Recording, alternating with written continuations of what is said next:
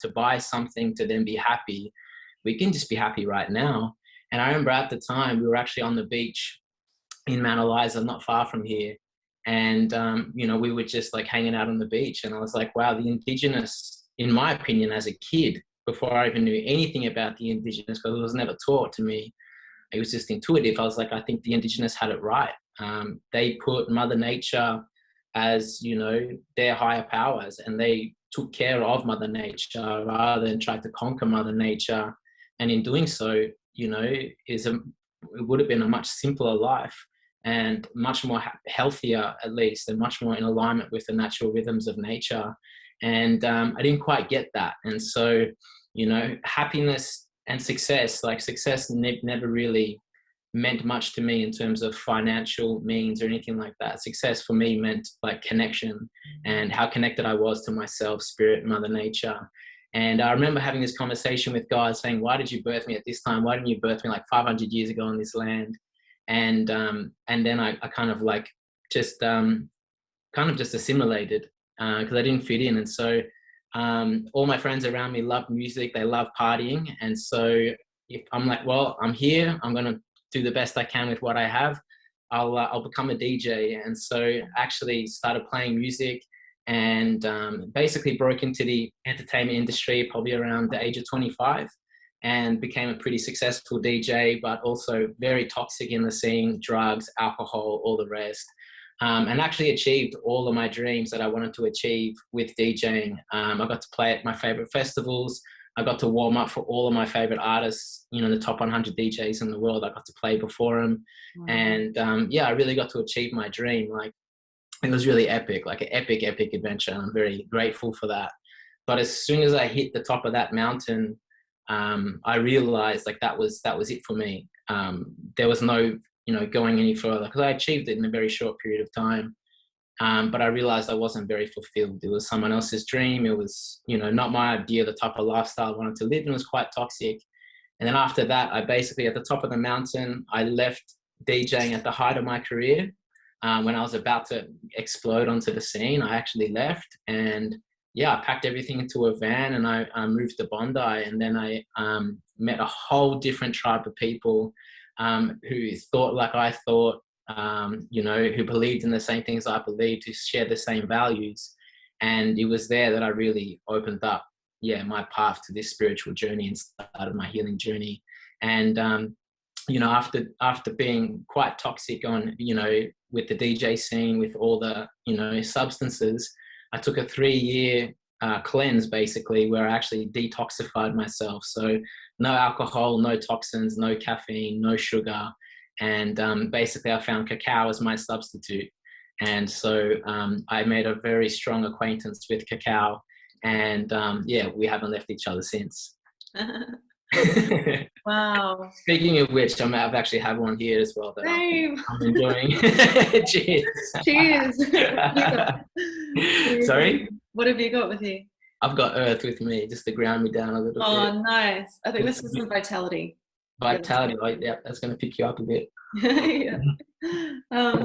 Beautiful. It's such an interesting story. I mean, the fact that you really rose and you got to that point where you could have, as you said, you could have exploded and you were about to really like take off. And you decided that because it was just the toxicity of the environment, the partying scene and the substances, and the fact that it's quite hard to, it's probably impossible to almost to be in that position and not be influenced and affected by that energy. So well, to be honest, like when I first started, like I dabbled a lot when I was a kid experimenting. So from the age of say 16 to 21, I did a lot of exploration, let's say. And then I was sober again. And then when I started DJing, I was actually quite clean. And I was like, just obviously it's just strict business. I was here for a purpose. I was playing music. But one thing leads to another and the scene opens up and that was it. But, it wasn't hard for me to leave because I'd actually reached that level of fulfillment with it. Like, it's so funny because my goal when I wrote it down, it's so funny, like the power of manifestation and the law of attraction is the actual goal that I wrote was to become Australia's biggest up and coming trance DJ. And that's basically, in my opinion anyway, that's basically what I achieved. Like, it wasn't Australia's biggest trance DJ. It wasn't Australia's biggest up and coming trance DJ slash producer. My goal was to become Australia's biggest up and coming trance DJ.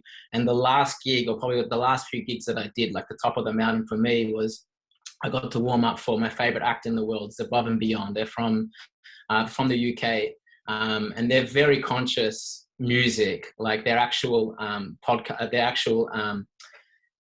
podcast and their radio show is called Group Therapy, and it's all, you know, really uplifting and elevating music. And they were my favorite. And so I was fortunate enough to warm up for them, and they came and played in Melbourne. It's a sold out show, High Sense Arena, like 7,500 people. And I got to warm up for them. And after playing that gig, I realized, like, there's nothing left in this game for me. Like, that's not gonna get any better for me than that. And so, yeah, I came back down the mountain, and I was like, okay, cool. Now it's time to pursue something else, which was a deep calling in me. And like, I love music and I love DJing. I'm very skilled at it and I'm passionate about it. But also, you know, every time I would party, I would enjoy myself, but then I would catch myself thinking, what is the purpose of this? Like, we're here, we're like having a good time, but we're borrowing happiness from tomorrow. Plus, we're destroying our bodies, we're destroying the planet. I'm like, there's something better for me to do here. And so that's when I had to like pack my bags, and I went to Bondi, and then I just started, taking care of myself, taking care of my body, healing myself, my body, mind, and my spirit. And even before then, I didn't quite even consider myself a spiritual person. Like, spirituality was my biggest stretch. But then since, you know, being in the right environment around the right people, it really opened me up to so many different things. And now the funny thing is like, now 5 years on, 6 years on, I actually have a cacao business, which we use to throw parties with, where I get to DJ again. So, you know, it's so funny. I went on this path of DJing and like super toxicity and having the time of my life and being quite mainstream, to then ditching that and then going all the way to the other side and being quite holistic and in the well-being sense of things, like having another business called Grow Space, which teaches people how to grow their own food using less space and minimal effort. Then creating another business with Cacao, and then like merging the two together and play the trance music that I play, the uplifting trance music, with the cacao, and creating a natural high that we don't have to come down from, which is a really beautiful space for me to be in, because I get to now have my passion for music and creativity also mixed in with, you know, well-being, you know, being holistic, and also taking care of the planet. So one of the main reasons that I jumped into this business is because I wanted to create a party where, you know, we weren't just having a good time and damaging ourselves and damaging the planet. I wanted to create a party with a purpose. And so I really jumped on board with Sacred in a big way when I used parties as a way to produce impact. And so one of the parties we did before COVID, we would actually, for every ticket sold and every drink purchased, we would actually protect an acre of Amazon rainforest. And I think in one party, we protected something like 1,200 acres of Amazon rainforest. And it was so good to like go to a space, connect with people, have these substances that are really healthy for you and good for you, but then also to dance and to party, and then realize that every drink that you have is creating a positive impact. And that was just like tick, tick, tick, like, you know, a triple win for me. And I was like, yeah, this is something that I really want to do. Yeah, that's so cool. I think it's amazing that it's come back around for you, and you're able to merge your passions and help heal all the people that are there and all the people that are connected with them as well. Because it's like this, it's the ripple effect. Like, you serve somebody cacao, they feel the benefits of it, they're going to go and talk to other people about it, and, you know, it just kind of starts snowballing. And that's what I'm really seeing with Sacred now, is like, since you've taken it to that next level in the last couple of months, it's, you know, things are just like we've been saying, like, we couldn't actually, you know, hold that. Like, it's just going. It's like this juggernaut now. It's going. Yeah, no, I can't stop it if I tried now. Yeah, it's got its own life force, and it's just going now, which is really great. And, you know, that's the beautiful thing about it. Like, when I when we decided to do sacred full time and do it properly, like I'm quite meticulous when it comes to, you know, making sure that everything's done properly. You know, so the first thing we had to do was go to the jungle. And so I took it upon myself to take myself to the jungle. And yeah, it was basically a 16-hour bus ride, 2-hour car ride, and a 7-hour canoe ride down the Amazon. Wow. To actually source it, the cacao from the Ashaninka tribes who use it as a way to preserve their land, protect their way of life, but also like grow it amongst, you know, underneath the forest canopy. So amongst the forest, amongst the jungle, as opposed to like cutting it and using it as plantations. And so, you know, we've actually sourced what I believe to be some of the best cacao in the world. And I've had the privilege to go there and meet with them and see it firsthand. And there were many other choices of places that we could go to source our cacao from. But these places were all family-owned businesses, farms, and plantations, you know, still with very good practices and whatnot, but they have staff and things like that. And, you know, it was a business. And so we didn't want to do that. We wanted to preserve the traditional culture of where this you know plant originated from, and where we get it from is exactly the birthplace of cacao, so where cacao actually originated. Wow. And yeah, it was really special to have gone there and to see it firsthand, and to see the impact that it has on their lives, and why they need to cultivate it and harvest it and then commercialize it, because unfortunately their lands are getting smaller. There's deforestation, illegal mining. There's also the narcotics trade as well. It's right at the confluence where the two rivers join, so it's one of the most dangerous spots in the jungle.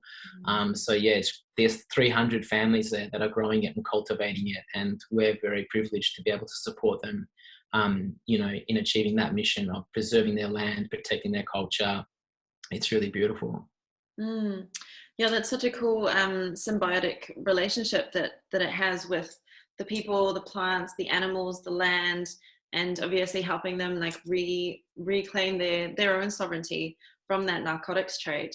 And yeah, absolutely. And that's the thing, like, when, you know, digging deeper into cacao and finding out more about it, like the ancient Mayans used it as a spirit bridge to connect to other realms. Like it's Theobroma cacao, which literally translates to food of the gods. And it is literally a spirit bridge. Like when I have it, you know, the crazy thing is, like, when I started having it, you know, when I first started having it, it just made me feel good. I'm like, oh, it makes me feel a little bit high. It makes me feel good, this and that. And, you know, I was in a natural state of happiness anyway. But recently, especially going through COVID, I had a very difficult, traumatic time. And I had to do a lot of work to get myself into a state of neutrality. And, you know, I would do breath work, and I would do running, I would do yoga, I'd swim, I'd do so many things. But as soon as I come and have that cup of cacao, I was like, oh, there it is. Like, there we are, I'm back.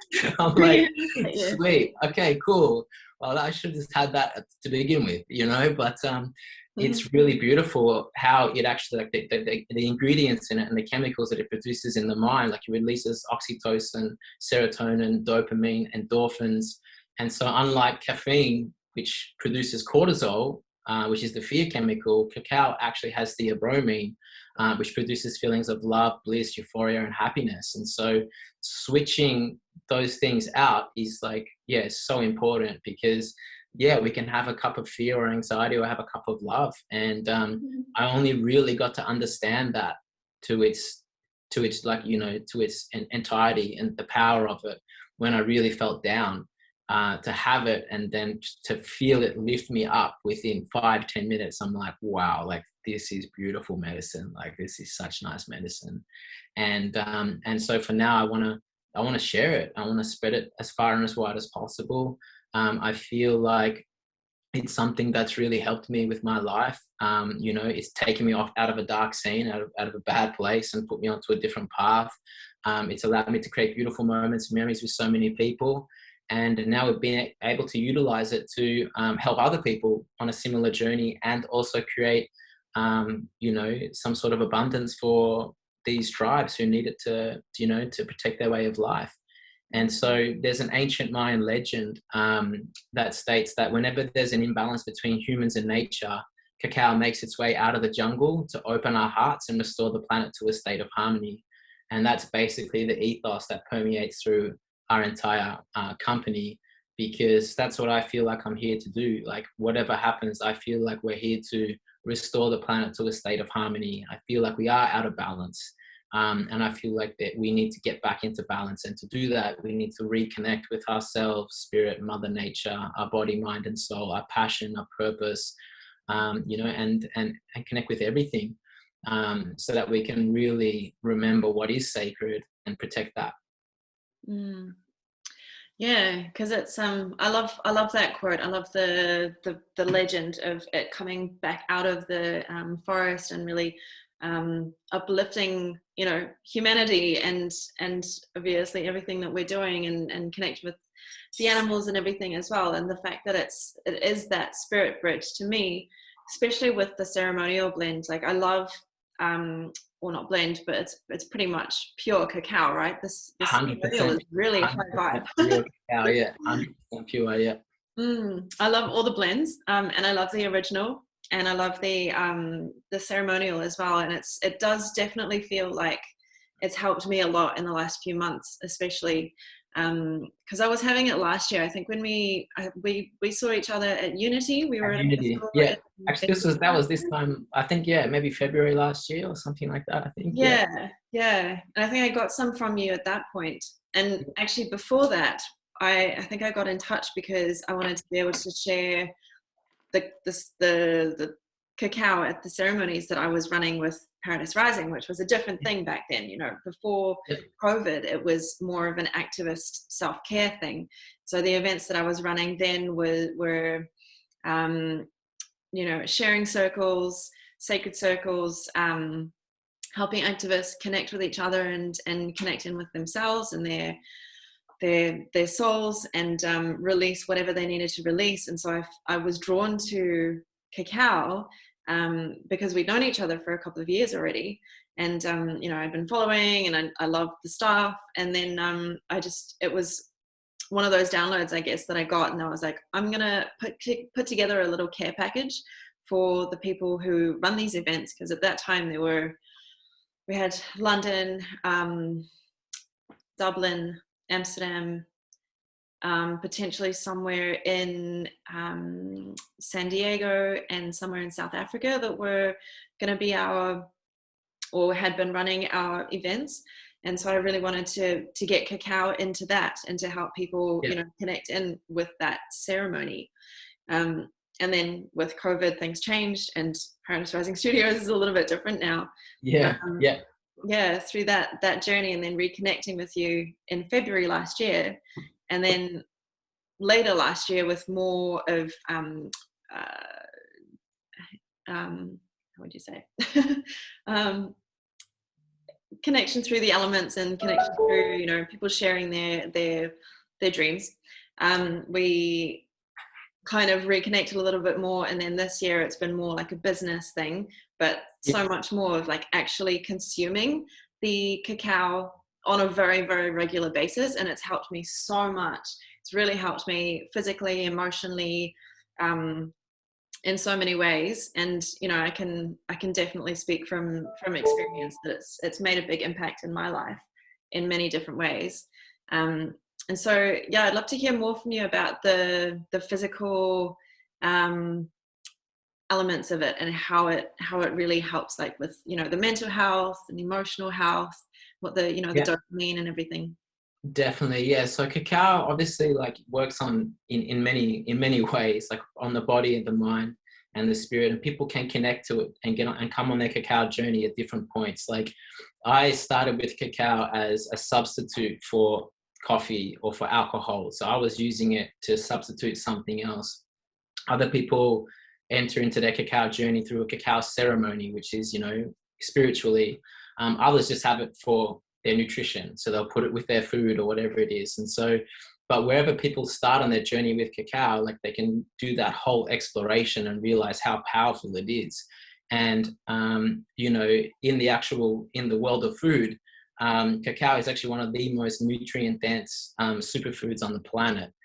It's super high vibrational. It actually grows 20 degrees north and south of the equator. so it actually gets like maximum sunshine, so maximum energy, maximum prana, and full life force. And so it's one of the most high vibrational foods that you can have. And if you think about it, like cacao, which is chocolate, is like synonymous with feelings of love. You know, when you think of love, you think of roses, chocolate.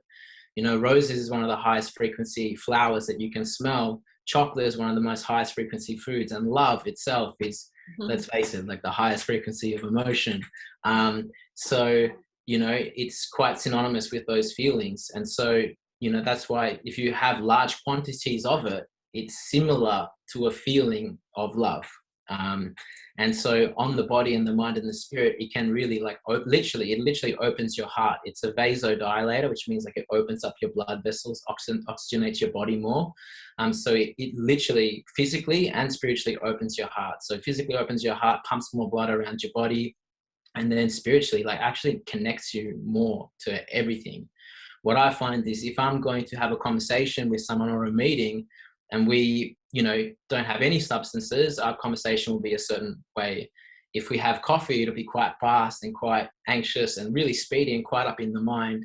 But when we have cacao, like the conversation can really have a lot of depth and we can go really deep. Whether it's a business meeting or a personal meeting, you know, our conversations get real depth and we form a really beautiful connection.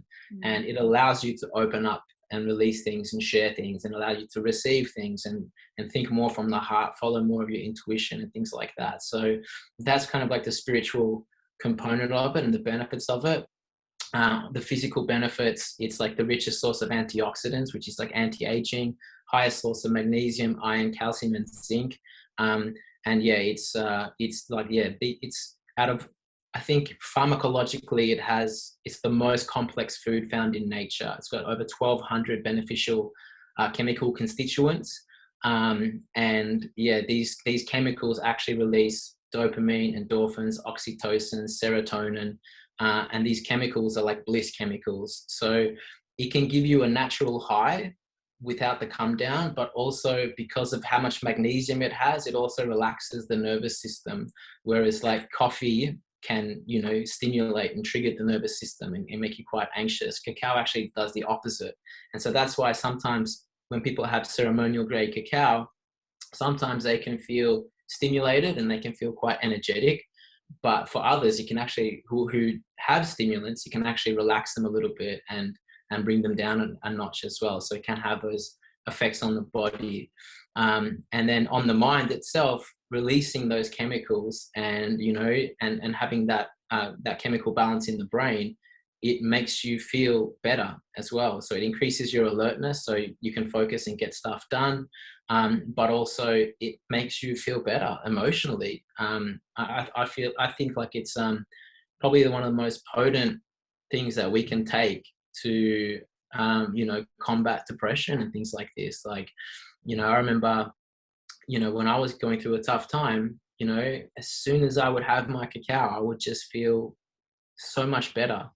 And from that place of feeling happier, it'd be so much easier to go about my day, and I could maintain that way of thinking or feeling for a longer period of time. Whereas if I didn't have it, I would be like stuck in a thought pattern, running some programs, running emotions, and it would be hard to break that. So, you know, I've really taken it to the test and played around with it and had it before morning routines, after morning routines, taking it out of morning routines. And yeah, the benefit of it on the body, the mind, and spiritually is like, yeah, it's really beautiful. Yeah, I think it's powerful as like a practice as well as something to bring you into the present. And actually the very act of making it, I find really soothing. It's like, yeah. It's like cooking, but it's just, it's so simple. You know, you put your milk in the pot, you gradually wait for it to warm up, you get it to just the right point, not quite boiling, and you know, you have your certain amount, and you can even blend up the different kinds as well. You know, I quite like having, well, in the mornings lately, I've been having coffee. I do love my coffee. I got off it for a couple of weeks, and now I'm having a little bit of that, but as like a mocha in a way, but cooking it up so it's like not as strong as I used to have it, but a little bit of coffee and a bit of fire, Yeah. which has got the cayenne pepper, and that like kickstarts the system as well. Yeah. But also lately I've been having earth, the original, and a little bit of fire. So you can kind of play around with it and mix up, what that your body needs, and Yeah. what your body wants, and especially if we're really in touch with our bodies and how they work and how they feel. It's nice to be able to create like a concoction with these beautiful blends. And and just the very fact of the act of making it is really nice. It's a nice meditative kind of thing as well. So Yeah. so many elements to it. Absolutely right. Like, and that's what we wanted to do. Like, everybody has, these rituals that we do. We're creatures of habit. And, I find myself, like, I live out of a van, most times. And even if I'm living out of a van, which is complete freedom, no structure, I still find myself following set patterns and routines. And, and so, most people have a morning ritual where they have their coffee or they have their shake or whatever it is. And so similar, when I did my cleanse, I just switched my morning ritual of coffee to cacao, or my weekend ritual of alcohol to cacao. Like, I would literally go to a party with a bag of cacao in my milk, and I would make it. And I remember one time I went away for it was a weekend trip with my mates. The first night, everybody got hammered and drunk, and like, do you want to drink? I'm like, no, I didn't have a drop of alcohol for 3 years. And I would make my cacao.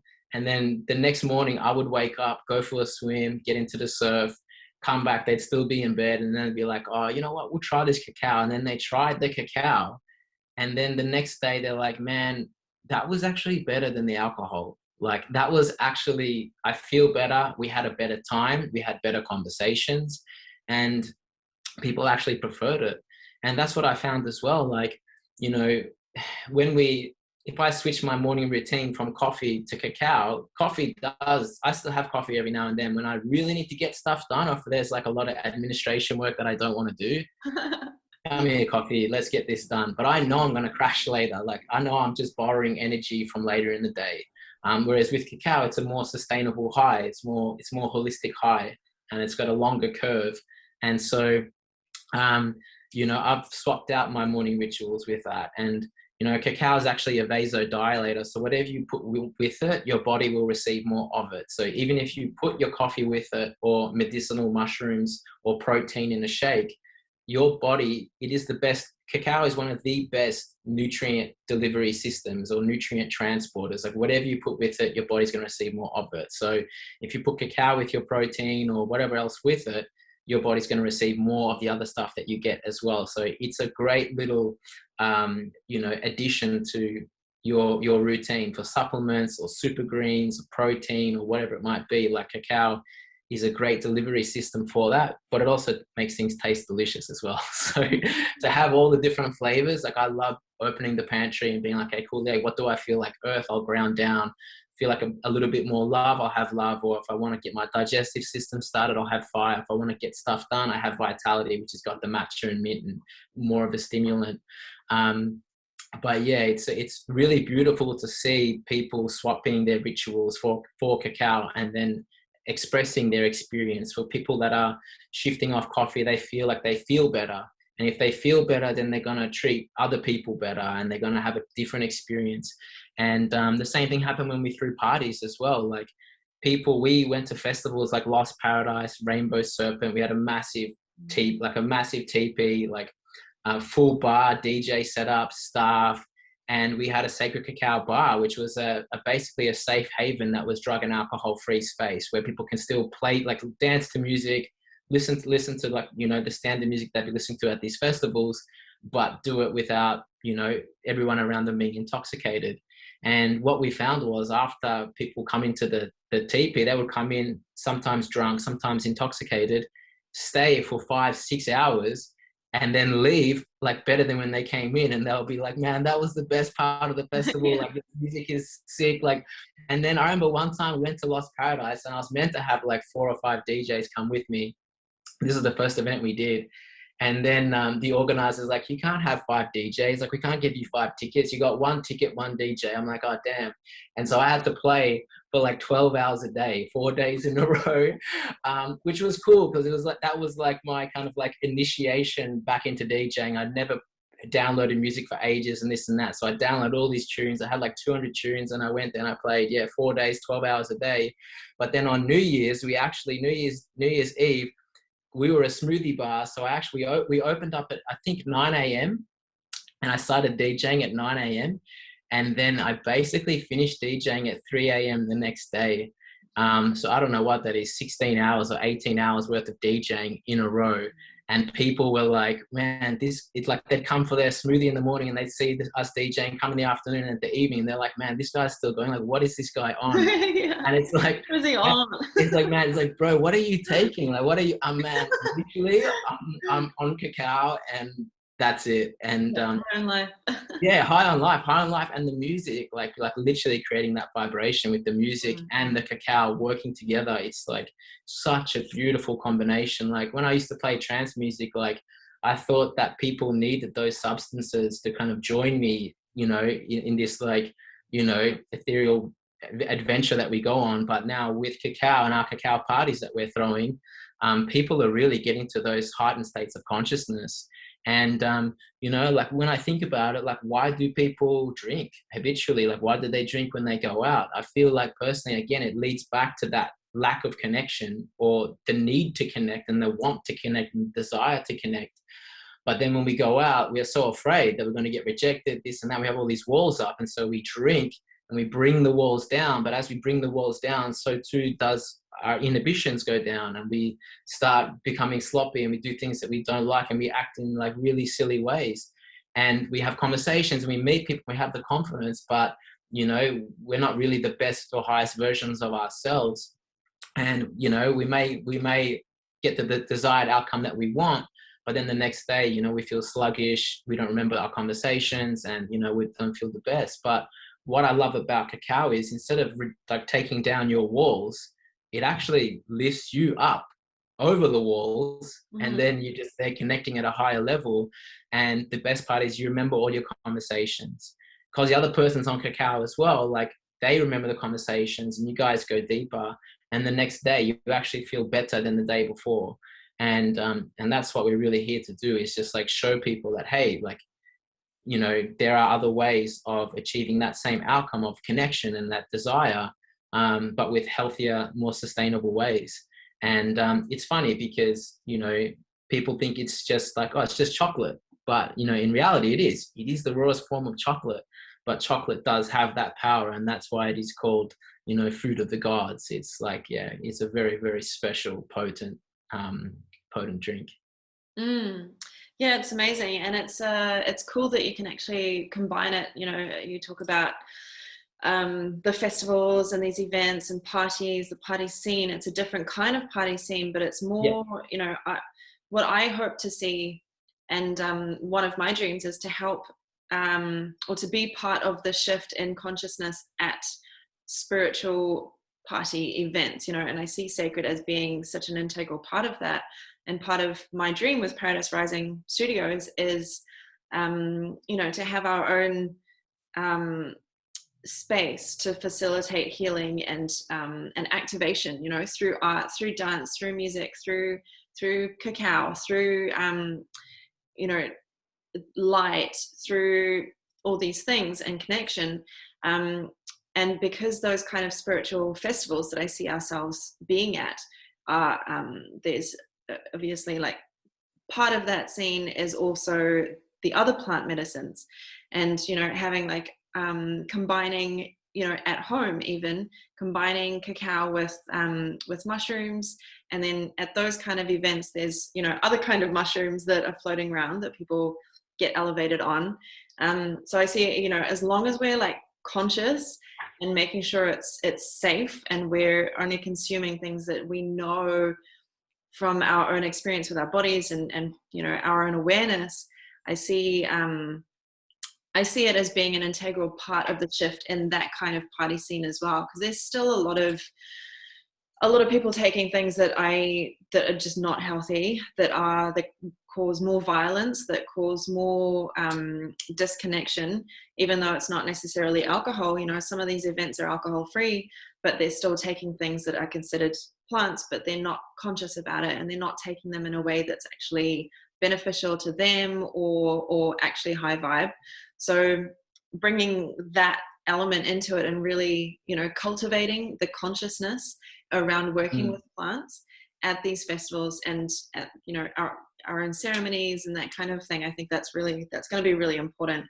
And I'm sure there's been, you've got insights and experience with festivals and the people around Yeah, that way as well. most definitely. Like, I totally agree with everything that you're saying. And I think, like, similar to like drugs and alcohol, plant medicine, you know, should be taken, you know, in consideration with moderation. But it's also, yeah, it's the intention, it's the environment, it's, you know, are you trying to run away from something, or are you trying to resolve something, you know? When I used to take substances as a kid, like, I would take it to literally solve my problems. And I don't mean take it to like solve my problems. I would actually take it to elevate my consciousness. Then I can consciously solve my problems, because we cannot solve the problems that we've created with the same mind we used to create it. So I need to expand your mind, whether you read a book, you learn something new, or you have some sort of substance that then can actually help you see things from a different perspective. And that's what all these things are. They're perspective shifters. And so if you're running away from something, or you're taking it to just to have a good time, like, that's all well and good. But if you are constantly having it to escape something, then there's something that you really need to face. And you know, that all comes down to intention and, you know, setting, ceremony, cacao, and all other plant medicines definitely have a place in facilitating that shift. And so, you know, I always treat medicines like, you know, they're a shortcut home. So whether it be psilocybin or other types of plant medicines, like, they will take you from where you are, and then they will take you home. They'll give you a shortcut home, but then it's like, cool, this is where you're meant to be. This is how you can live. But then they take you right back to where you are. And it's like, okay, now you need to do the work and find your way back home. Now we've shown you how to get here. Like, now you need to walk. And unfortunately, some people do the work and they get to walk back home, and sometimes they get lost along the way and have to go back. But sometimes people don't want to walk, don't want to do the work, and then they just like, I'll just get that shortcut again, and then that is just another part of the problem. And so, but, you know, unfortunately, most of these substances are not readily available or accessible or tried and tested, and they're kind of like shunned and put away into a corner, which is pretty crazy. Because it's crazy, for instance, like, say, particular substances are actually revered in ancient cultures. You know, these substances are revered as proper medicine in some cultures, but in other culture it's illegal and banished and banned, you know, and that doesn't make sense. And so, unfortunately, the society that needs it the most is the one that's actually banned it, you know, and that medicine is there for massive healing. And, you know, we can see it already in the States that, you know, some states are actually starting to legalize it, and they're using it to treat PTSD and trauma and things like that. And so, you know, it's a very, it's a very hopeful future what we have with these things. Like, rather than relying on drugs and alcohol to sedate ourselves, or big pharma and medicine to kind of like, you know, rewire our brains so we feel normal. You know, it's good that we're having these new conversations with scientists and whatnot that is quantifying, you know, the actual effects of some of these medicines that the ancients and, you know, the mystics and the elders have been using for years. So it's great to see that finally coming to the forefront, because I think that, you know, our greatest suffering is of the mind, not even of the body, because most of the suffering of the body is actually generated in the mind. You know, our stress, our anxiety, our pain, unresolved resolved trauma affects the body in ways that we're only just starting to understand. And so when we can heal the mind and get in alignment with the spirit, then we'll actually heal our body entirely. And so I'm actually very excited and looking forward to the future of seeing plant medicines being more readily available and used to treat things like anxiety, depression, PTSD. Because yeah, it's done wonders for me and for other people that I've witnessed as well. And yeah, it's really beautiful to see these things come out more and have more education on, hey, it's not just a party drug that you can take. Like, you can if you want, no problem, but it's also a medicine to be revered and to be respected, and to be done in a proper way, because it is super, super powerful. And yeah, and that's kind of like, obviously cacao in itself is a legal substance, which is fantastic in my opinion, because it is something that I can have every day. It doesn't inhibit me from doing anything. It actually enhances everything, whether I'm having a conversation, driving a car, doing work, making love, whatever it might be. It actually enhances all of those things, and so there's no real downside to it. And so that's why I love working with cacao, and even cacao as a base ingredient in plant medicines and plant ceremonies is really beneficial, because like I said, whatever you put with it, your body receives more of it. So you'll receive more of that medicine, but also simultaneously, because it's going to help release endorphins, oxytocin, relax your nervous system, it's actually going to decrease your risk of having a bad trip or a bad experience. And so, done properly in the right setting with the right people and the right dose and everything, it can be a really beautiful gateway to really open yourself up for further healing. Yeah, I don't think I've ever combined the two, I have to say. I mean, I've from my experience with a few different things, it's definitely, some of these, especially the more extreme, intense substances or medicines, can be dangerous. I've seen things happen to people. I've seen people experience things that, and I've experienced things myself that I wouldn't wish on anyone, to be honest. Like scary, scary stuff. You've got to be really careful. I mean, it's like, definitely don't encourage playing around with medicines. Like, how is a different whole different ball game. But when you're combining it, I can understand that it would make things a lot more, give it like more of maybe the feminine, nurturing, like space holding, nourishing element to the experience if you're going to be combining it with something. And again, like, for anybody, like, be really careful with what you're taking. But if you do choose to explore the plant medicine world,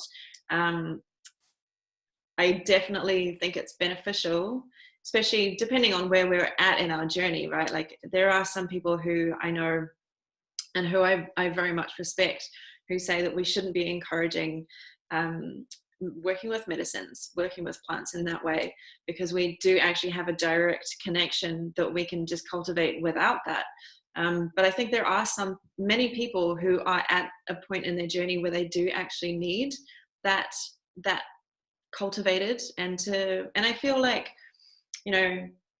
being like as deeply rooted and connected in with the elements and with Mother Nature, it's shamanic. It goes way back, all the way back, to the beginning of history. Like, people have been working with plants in this way. And it's that balance, like that beautiful relationship that we can have with nature. And, we eat plants. There's other ways that we can have plants that enhance our experience of life, and to, clear out the traumas and actually give us a whole lot of healing on so many different levels. I mean, for example, is obviously ayahuasca is something that you don't want to play around with at all, but it's definitely really healing. And, there's places in the States, like you said, there's prisons that are actually working with medicine like that to help inmates, so many different ways. So yeah, I feel like if people are going to be working with plants in that way, to be really conscious about it. And if you have the ability, when you're in a ceremony to have cacao with it and have that beautiful divine feminine kind of element energy to it, that can be really really helpful. But if I had had cacao at the time and I've had some really nasty kind of experiences, I'm sure it would have changed things for me. Yeah, absolutely. And I totally agree. And just, yeah, obviously a word of caution to anyone that is interested in going onto that journey that hasn't been on that path before is, if you are interested in experimenting with plant medicines, yeah, I mean, I would 100% recommend starting with cacao. That is the place that I would start, because it's so gentle, it's so soft. And the best way to do it is to have a proper dose. Is the maximum dose I would recommend is 45 grams of cacao. And so with our ceremonial blend, it's 100% pure Criollo cacao mass. So it's heirloom cacao processed in the ceremonial way. And 44 grams of that is the maximum dose. But, you know, you can start with 25 grams, or around 35 grams is perfect for me, is what I would have. And it's very subtle, it's very gentle. You can mix it with music and other things like that, and have a really good facilitation, and just a moment to drop in and connect, you know, with yourself, with your higher self, with spirit, with others, with your past, present, future, with all things. And it's a really beautiful moment in time where, yeah, you can just stop and reflect, and, you know, assess life and be grateful or appreciate, or even plan things for the future. It's a really beautiful medicine to start working with.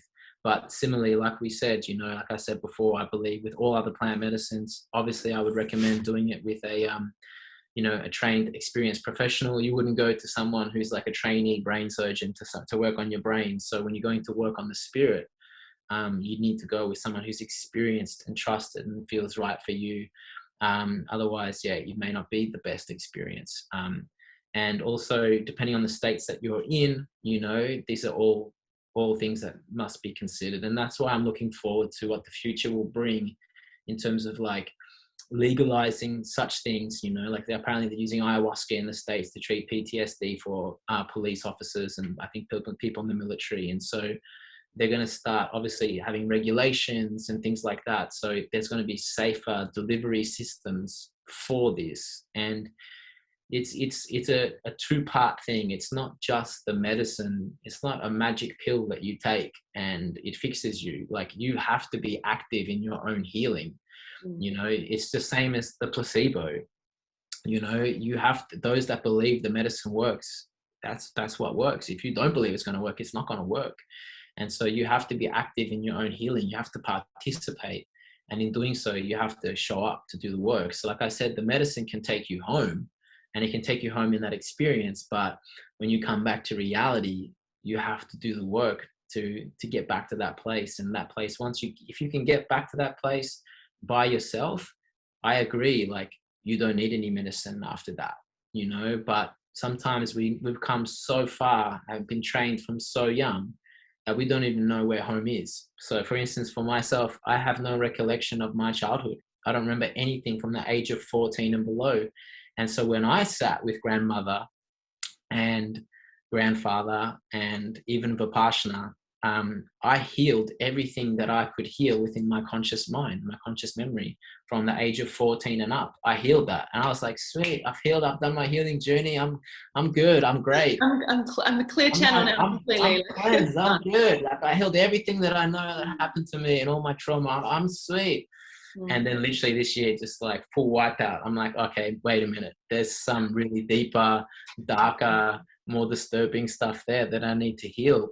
But I don't understand what that is. I don't know what that is. And so for me to get there on my own, I don't know if that's possible, you know, like, it probably is. I'm not going to say it's impossible, but it's going to be very hard to get there on my own. And so, you know, for someone in that situation where you have no memory or no recollection, like the plant medicine, entering into that realm where you can access infinite consciousness and receive answers and visions and help and support, something like that is a gateway to, you know, proper understanding of yourself and healing. Like, if I don't have no memory of my childhood, 14 and below, I don't even know who I am. You know what I mean? I know who I am today, but I don't know how I became this way, what shaped me, what formed me, what are the events in my life that made me who I am, that makes me think this way or react that way? Like, I don't know. And so I would love to find out and unlock my memories of my childhood, whether good or bad. I'd love to have the good, but also like to, okay, have the bad and be like, oh, okay, that's why I'm like this. Now I have the choice and the power to change it,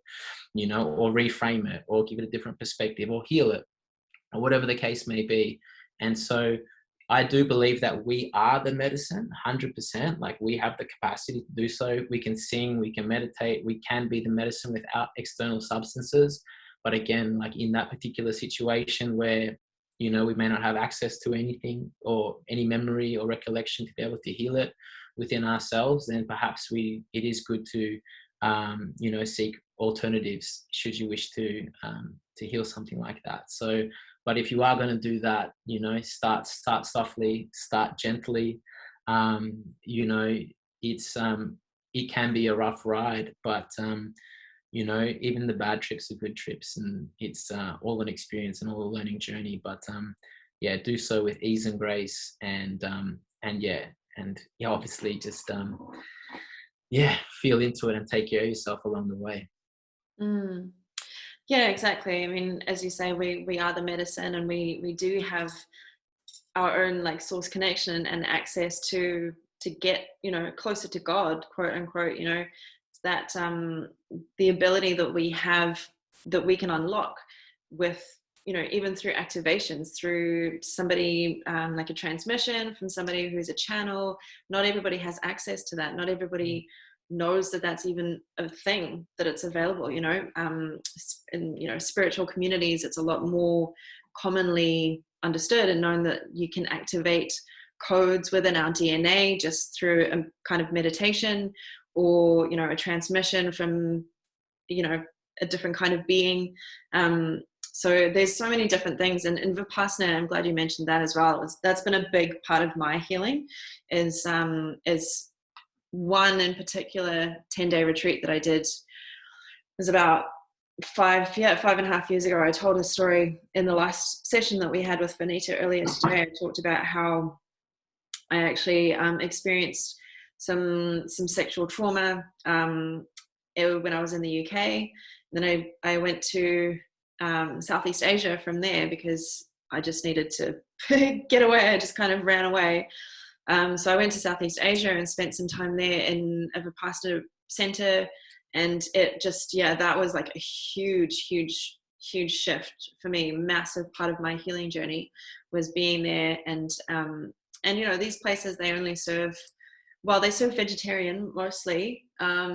Most of it's vegan, but they have, sometimes they still have some dairy products, but on the whole, they're plant-based as well. Because it's on so many different levels, it makes sense for us to be held by the plant kingdom and not to be exploiting animals and energetically, taking from beings who aren't there to be taken from. But the actual meditation aspect of it was a huge part of my awakening. And actually, I just remembered that an element of that was a big part of my journey was the fact that because of what I had just experienced, it was about a month or two before that in the UK. One thing that helped me see that I needed to be off animal products, and at that point I was vegetarian. I was still having some dairy, but I had some dairy. I had some condensed milk in a coffee, and that was one thing that shattered me and made me realize I kind of had this experience of energetically, or I don't really know how to describe it. I've described it in the past through my activism. It was almost like a vision, or it was kind of like an experience of connecting with the mother cows and what happens to mother cows for dairy to be produced. And it was like this really intense unlocking of a realization of what animals go through for us to have their use their body parts and use their dairy and that kind of thing. And so it was that experience of being at Vipassana with my elevated state, through the meditation, energetically, the fact that I was, at the very beginning of the healing from trauma, and the animal product shattered me and made me realize, like, I do not want to be part of that world anymore. I don't want to be consuming that stuff. So yeah, I feel like in that way, plants has been a massive part of my healing journey of going vegan, essentially, from that, or from other, other things. It's like this big tapestry. But having the plants as the support for me to heal from that experience was really, really powerful. And I haven't looked back. I went vegan like pretty much, well, very soon after that, because it just unlocked this realization in me. And and experimenting with the different types of eating and Ayurvedic and all these different things that we spoke about in the last session with Finita. So for me, plants have been a major, major part of my consciousness shift and my healing, my experience of life. And was that part of your detoxing as well? So you did the 3 years off? Yeah, of course. Like, I went vegan as well. I was plant-based. I went raw vegan, and really, really cleansed myself in that way. I mean, when I was DJing, I was eating like crazy food, as you can imagine. You know what I mean? I'm going into a club at 2 a.m., leaving at 6 a.m. We're not eating the best. So becoming plant-based and eating raw vegan really helped me cleanse and detoxify. But that's the thing, like, a lot of people consider plants and our relationship with plants as in how we eat them. But at the end of the day, like, we human beings and animals, like, we all on this planet have a very symbiotic relationship. Plants generally harvest us. Like, when we decompose, like, they consume us, and then we fuel them, and then they produce fruit that they advertise to us, that then we then eat, and then we spread their seeds, and it's like a completely symbiotic relationship. But that's with actual consumption, like the digestion of the plants. When we eat something, it actually becomes a part of us.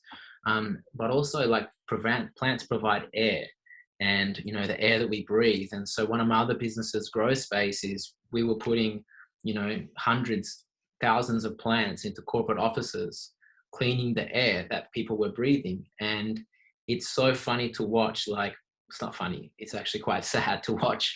But I remember, basically, I'd notice every time I would go into a corporate office to do a quote, and there's no plants in there, there's these artificial lights, computer screens, I would observe the human behavior, and they would be like stressed, you know what I mean? They would be like this, and they'd walk around, no smiles, shallow breathing, like quite dense and quite tense was the energy.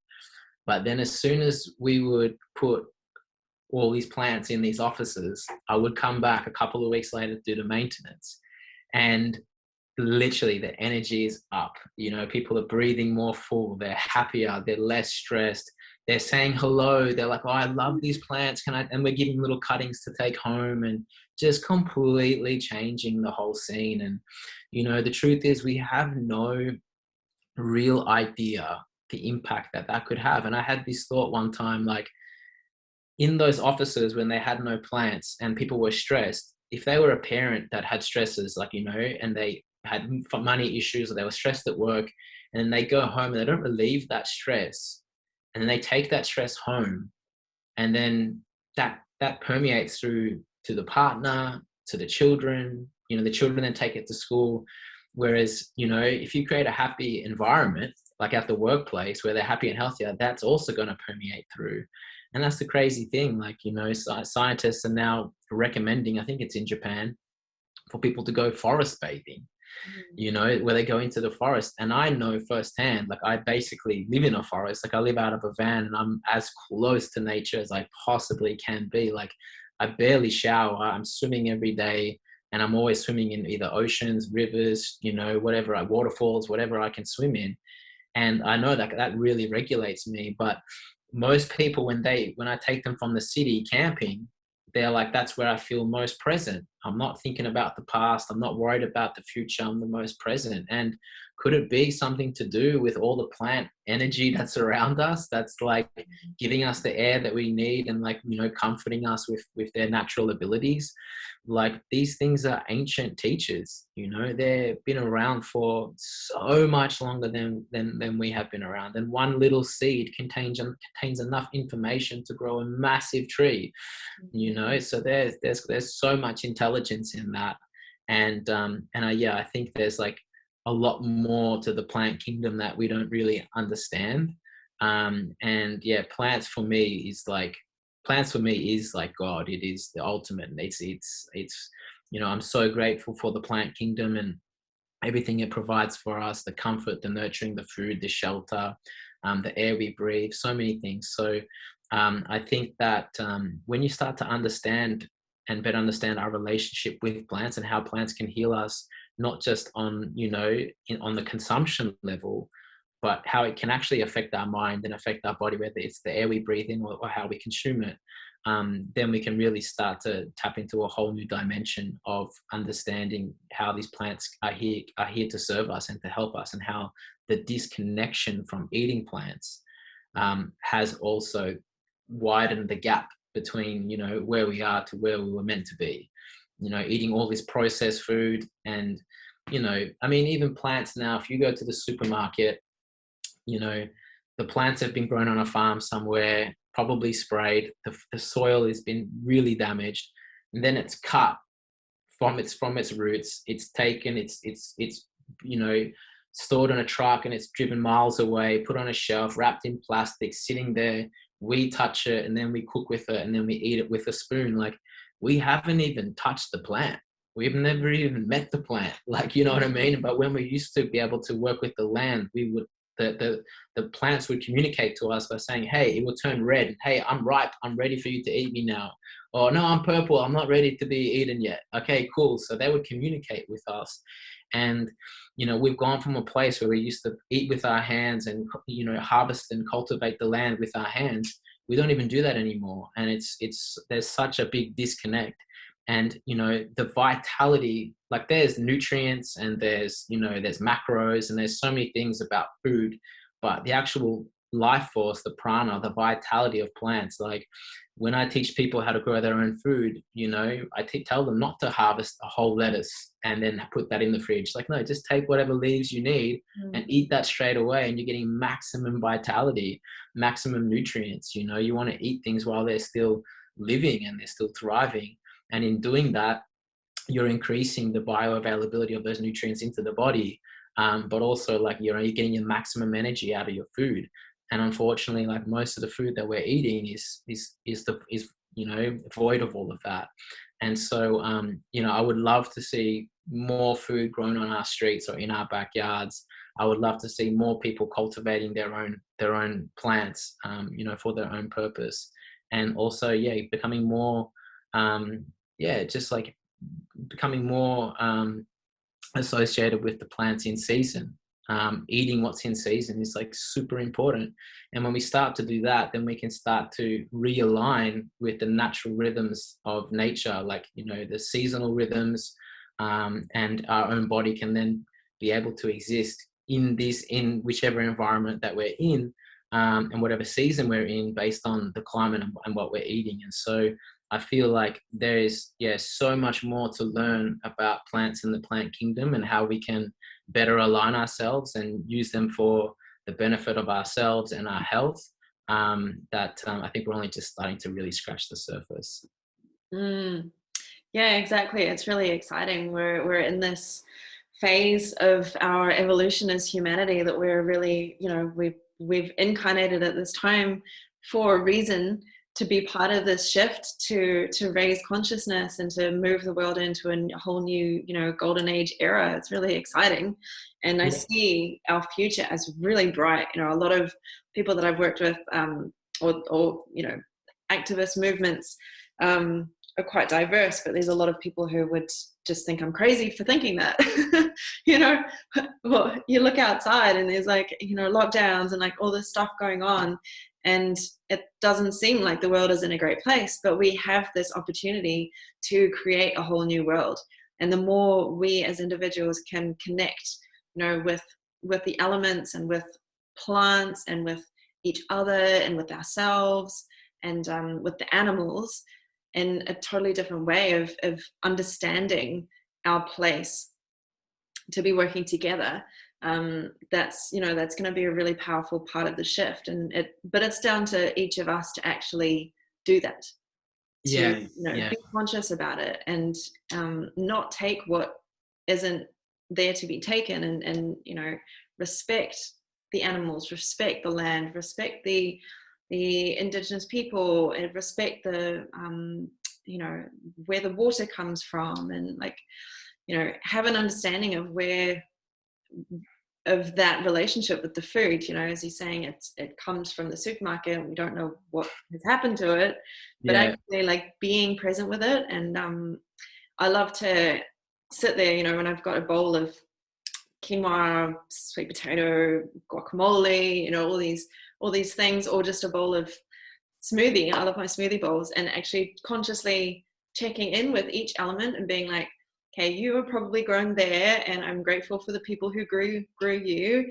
I'm grateful for the water that helped that plant, thrive, and becoming really conscious of what we're actually putting in our bodies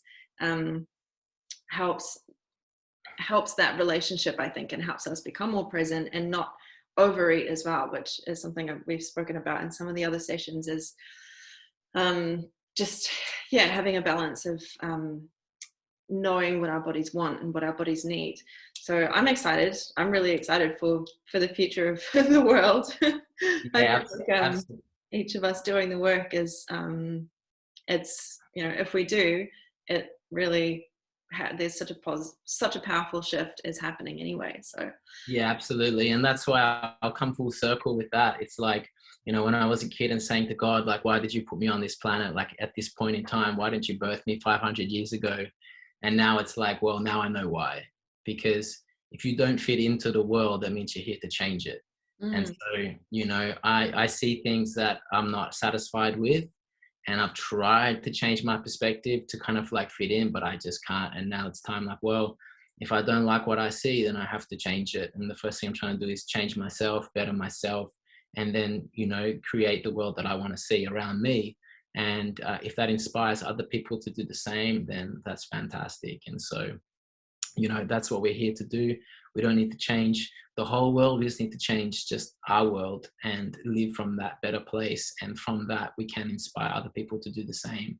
And, more and more products are coming out, more and more services, businesses, things are shifting in the right direction. Hopefully it's fast enough before we can reverse all this damage. But I'm a firm believer, we've come so far in only a few generations. Since the Industrial Revolution, we've literally decimated food. We've quadrupled in size in terms of our population. And we've come so far in only a few generations, and it's literally up to our generation to regenerate this planet. And we with 7 billion people on this planet, if we all do our part, we can definitely reverse that damage and create a really beautiful society that lives symbiotically with nature and in harmony with nature. And if we don't, then I don't think it's going to be a very pleasurable place to live in, because I don't know about you, but I'm most at peace when I'm in nature. I'm most at peace when I'm watching the sunset, or swimming in the ocean, or eating organic food, or drinking beautiful water. And if we aren't careful, we won't be able to have any of that.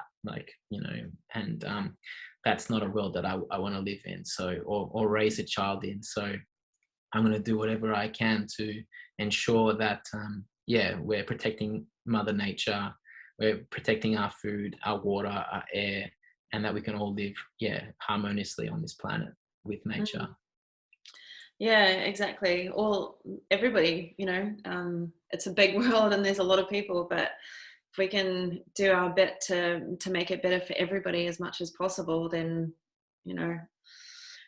one person can make a big difference. One person with you know, an idea, one person with a conscious business can make a really, really, really massive impact. So I think for each of us, doing our part and making the world a better place for everybody, you know, servicing everyone at the same time as ourselves, and knowing that it's going to come back around, and doing it for ourselves is going to shift things for other people.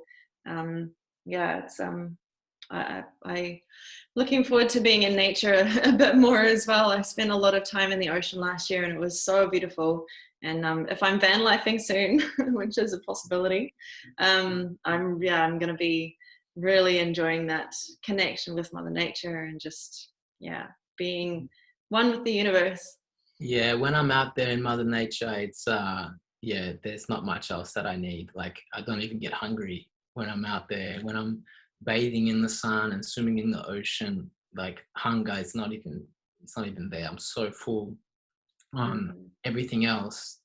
It's like I barely need to eat. And if I do eat, because I'm so full, I'm making the right choices for food and things like that as well. So I think more time in nature is essential. But unfortunately, at the rate at which we're developing this world, the natural environment is getting smaller and smaller and smaller. And that's one of the key things. Like, when I started sacred and went into the jungle, into the Amazon, as soon as I got to the ashen, to the village, I had a voice in my, like, I was walking into the village, and I was like, whoa, I had a voice in my head that just said, Dan, like, this is everything that you want right now. Like, this is it here. And another voice is saying, well, why am I going to create this massive business, like, to then, like, buy land in the forest, like, when I'm already here? Why don't I just stay here and not go back? And then another voice in my head said, well, you could do that, but then why are the Ashaninka growing cacao and selling it? Well, it's because their forests are getting smaller and smaller, and they're worried that it's going to disappear. So if you want to live in the forest, then you need to become a caretaker of the forest, and you need to protect it. Otherwise, you can buy a house and land in the forest, but then it's just going to disappear. And so that's why we're doing what we're doing. I want to preserve the land and protect our way of life as best as possible. I would love for my kids or my grandkids to know what an elephant is and see it. I would love for them to see what a whale is. I would love for them to, you know, be able to see all these animals and, you know, and experience it in the wild.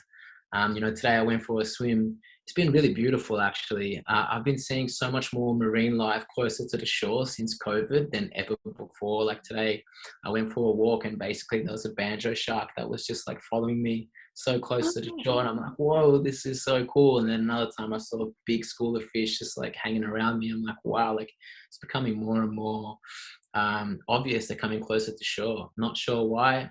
Maybe less people, maybe less pollution, maybe less boats. I have no idea, but I would love to live in a world where, you know, we're always surprised by nature, and there's just always magic and beauty around us. And so anything that we can do to support that and preserve that, like, nature wants to thrive, nature wants to live. We're the ones that are, like, suffocating it and suppressing it. And so we don't need to do anything to allow nature to thrive. We just need to stop doing what we're doing and stop suffocating it.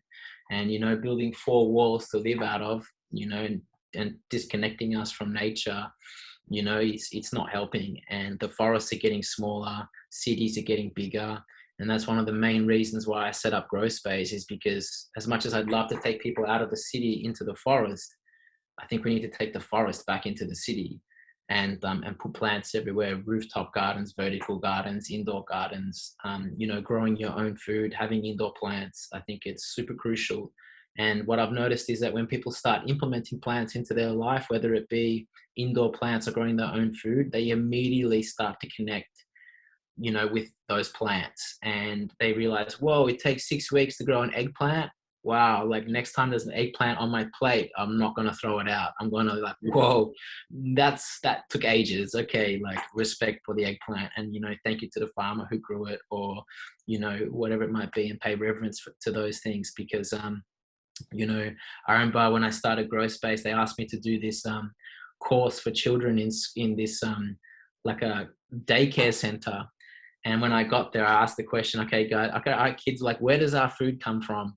And they're like, it comes from Coles, it comes from Woolworths. I'm like, oh gosh, you've got a lot of work to do here. I'm like, no, it actually comes from the ground.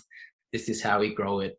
And, you know, for kids to think that food comes from Coles and Woolworths, well, you know, there's a lot of education to do there, because it takes, everything is so immediate. You know, Uber Eats, we can order it and it can come to our door, you know, but to actually grow vegetables and to grow plants is a long process, and there's a lot of energy that goes into it, and we need to really make that reconnect at how sacred plants are and how sacred this food is, and how lucky some of us are in the world to be able to eat it when other people are going hungry.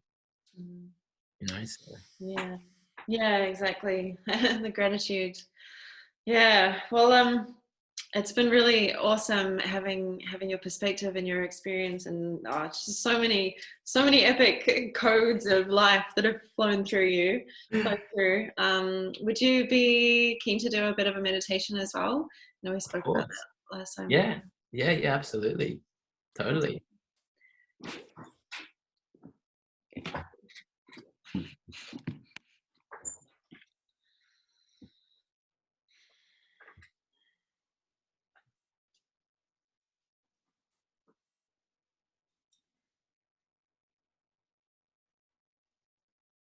Am I going? Are you going? Oh, I thought you were gonna facilitate. I was just getting ready to receive. I was like, oh, it's gonna be beautiful. It's nice meditation today. I can. I meant if you were keen to do one yourself. Because we led one when we, last year you led a really epic one for me. So sharing your magic. Okay, beautiful. Do you have any cacao left over in your cup? Yeah, a little bit. Yeah. All right, we'll start with that. All right, just close down your eyes.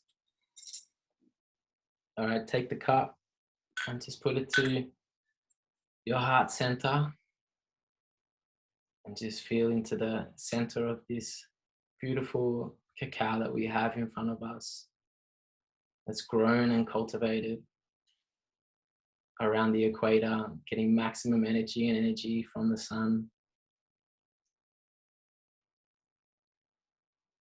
cultivated in the heart of the Amazon, one of the wildest parts of the world,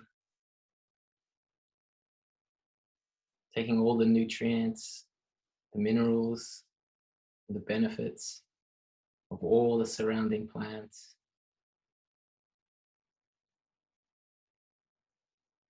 This is pure earth medicine.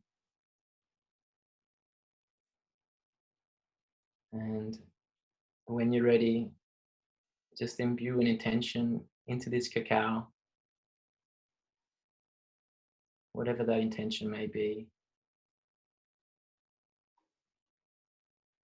Could be for yourself or someone else, or a hope or a wish or a dream for the planet. And as we get ready to infuse our body with this medicine that has been infused with our intention, let's take a moment to visualize that intention manifesting internally and externally.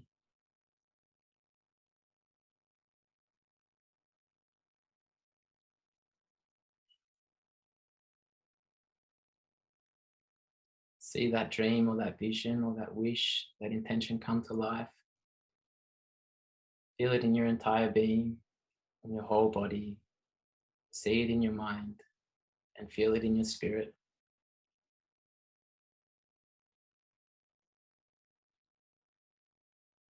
And as you get ready to drink this last bit of cacao that we have left, really feel it go down into your system, passing the heart, into the gut, and then into our entire body. When you're ready, take that sip, finish that cup, and enjoy this beautiful medicine.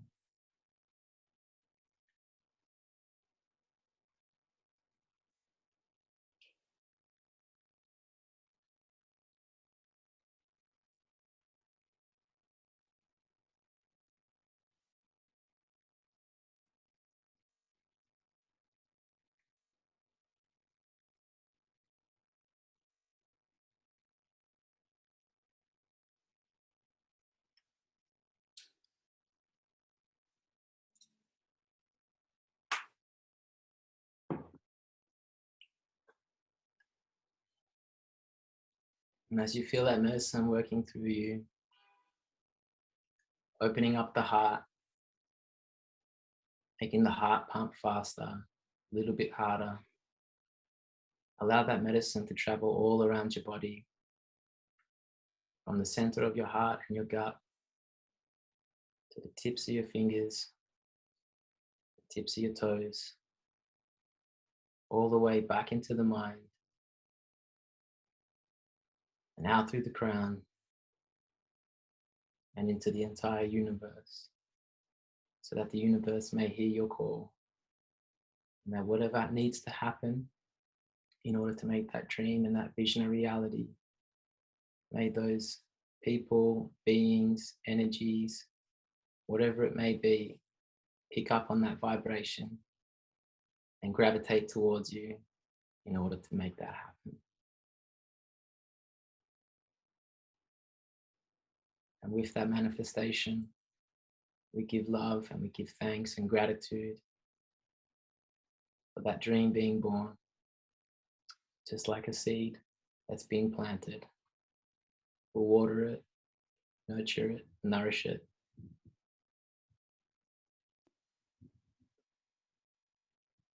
And we'll let it grow into existence.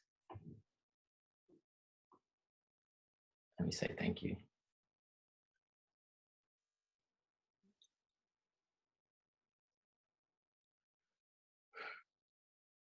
Thank you, Pachamama, for this beautiful medicine.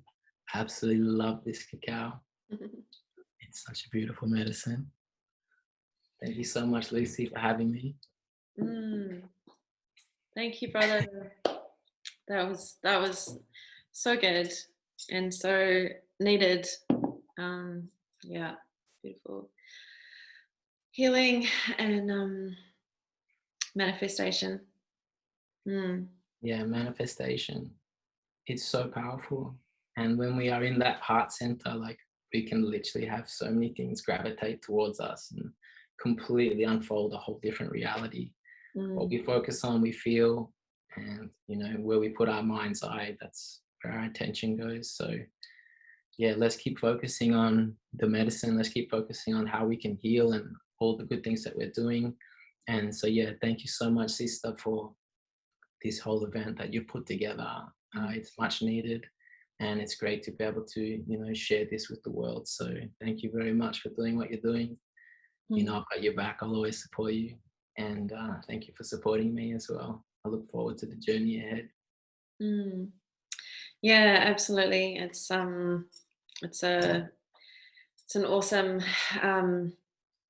it's just an opportunity that I've been gifted to help share other people's medicine, and to have someone like yourself with so much wisdom and knowledge and experience and care and respect for the planet and or your codes being shared. It's really powerful. So thank you so much for joining us. Thank you for coming in and being part of this with us and just co-creating some magic. Most welcome. It's been my pleasure. Freedom. Thank you so much. Yeah. It's all about freedom, activating that freedom. Like, that's like one of my highest values is honesty, truth, freedom.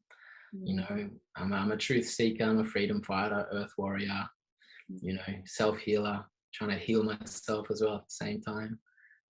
But yeah, we're all here walking a very beautiful path, and we're just here to walk each other home.